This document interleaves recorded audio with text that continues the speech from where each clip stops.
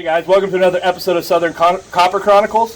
I'm here at North Georgia Steel Company with Andrew and Jeff Warnicke, owners of North Georgia Steel Company. I'm going to show you guys a little bit about the process of what makes a moonshine steel, how they're made, and talk with these guys a little bit about their company and kind of what got them started into the business and their views on everything. So, guys, appreciate you being on here. Yeah, cool. Thanks for coming out and seeing us. Yeah.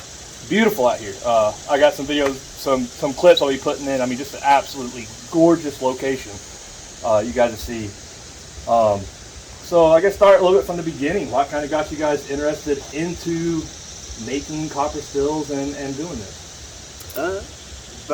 Really Andrew's story. Yeah. I just saw his ability to build stills, and Essa and Spencer later on kind of came on with him, but I saw the potential of just, he's a master craft at building stills. So some of you've been doing a long time, right? Yeah, I guess on nearly a decade. I got started building stills at American Coppersmith, which is no longer a business, but kind of got brought on there and picked it up really quick. Very shortly was kind of running the shop there. The guy who owned that business up and moved his family to Oregon, so at that point I've been doing it for a few years and had my brother and my wife were in on it as well. We kind of looked at it as, can we start our own and do our own thing? So he secured the funding and kind of brought it all together, really. Really, I just convinced the bank we were worth $100,000 to get started. Right. But the investment was really into Andrew and Essa and Spencer's ability to build what we build. And if you've seen our products, you see that we build really beautiful, functional stills. I'm still active in the military, have a few more years left, so Andrew and his wife really run all the day-to-day operations. I just kind of watch after the money. And definitely one of the things I like about it, for y'all that don't know, it's very family run. You got quite a few people in here, and most everyone's family.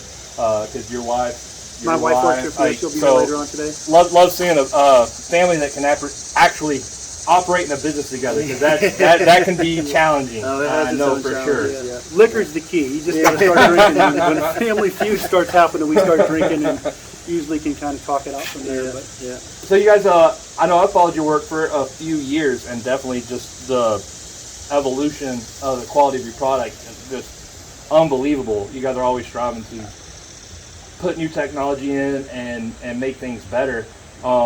What's your process when you come up with a new idea or you decide to make something? Where do you start with to make a new still? I guess it's just obsession. I mean, it's all, I'm always thinking about it. If I'm laying in bed awake at night, I'm thinking about stills most of the time, or whatever it is, the next new product. So it kind of goes from that usually to just an idea of, how can we make this better, or what can we do to improve, what we're already doing. And we're avid moonshiners too. Right. So we're kind of like our discussion earlier, like we're always trying to figure out how can we make this better for us, right, but then better for our customers so they have a better experience, because anybody that's making it knows it. You have to really love it to do it all the time, because it is a lot of work. Right. And so you have to have a passion for it. But most of our innovation Andrew comes up with most of it. Every once in a while I have a good idea, like the thing I jotted down, that was like 2 or 3 weeks ago at 2 o'clock in the morning, I got up and drew that, kind of a new way to heat it internally. We'll see if it works, but I think it's really just the drive to build great products. When you enjoy what you do, I mean, it's not really work, it's just, it's play almost. Right. Yeah.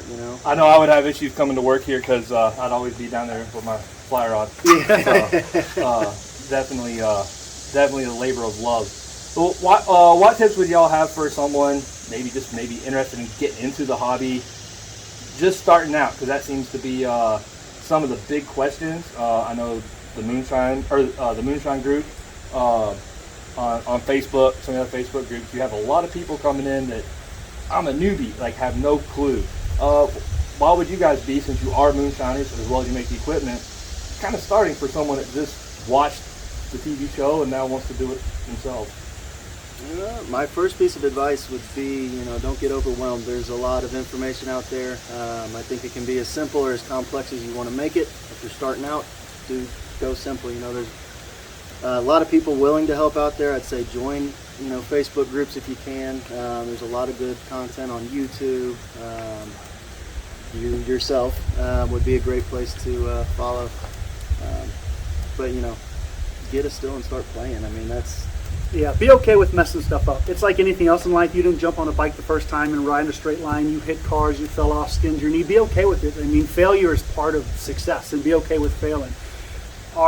I think it's safe to say, as long as you don't blow your house up, you've had a successful day. Whether you made shitty mash or stuff that tastes like tractor fuel, just keep a little logbook, write down things that you did good and what you did bad, and do more of the good than the bad, and you're on your way. And share the hobby with somebody else. I mean, this is truly part of us as Americans, part of the American heritage is moonshine. I mean, so, you know, and unfortunately, most people don't see it as a positive part of our history, but it really is. Every country has their own distilled spirits or their beer or something they drink to take the edge off the day, and they're proud of it. And we should be too as Americans. And you hit on something I like to iterate in my videos, and anyone I help. You know, you watch maybe a TV show or something, you're like, oh, I'm gonna do this. I'm gonna make some moonshine. It's gonna take me a couple hours. Like, it's definitely something that takes some learning, takes some perseverance, and a lot of research, and even more messing it up the first time. So don't get disheartened. These guys have been doing it a while. They say it. I've been doing it a while. You know, I tell people that it takes a minute to really get it down, but it's extremely rewarding once you do. yeah, absolutely. Yeah, you'll find out very quickly if you really dedicate yourself to this, just like anything else that you want to get good at. You'll realize very quickly that you can make a product that tastes better than anything you can buy off the shelf. The big boys can make great quantities of it, but small batch distilling is where it's at for just fabulous, innovative liquors. I mean, just like the stuff you brought to us today, the butter pecan. Amazing. You're not going to buy that anywhere until he starts his distillery, but I mean, your artisan just really comes out. If you're a creative person, making liquor is just like being a chef, man. Anything's the limit. It's whatever you can create or think of dreaming up, you know. So go with it. And it's as much art as it is science. So for you science guys, don't geek out on it to the point that you never get started. Just freaking, like we're saying, have fun with it. Right. And now, hitting on that artisan part, I'm going to blow some of y'all's minds here. We're going to go in here, and they're going to walk us through kind of the whole process. Hey, here's where it starts, and being that today's Friday, you're going to be able to see where it starts all the way to when the final product gets shipped out to you guys when you order one.